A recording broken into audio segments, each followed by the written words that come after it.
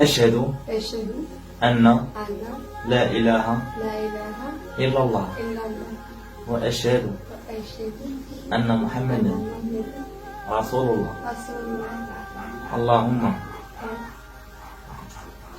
اللهم إني إني نويت نويت أن أصوم أن أصوم رمضان رمضان كاملا كاملا لوجهك الكريم الكريم إيمانا إيمانا واحتسابا واحتسابا واحتسابا فتقبله فتقبله فتقبله مني واغفر لي فيه. آمين.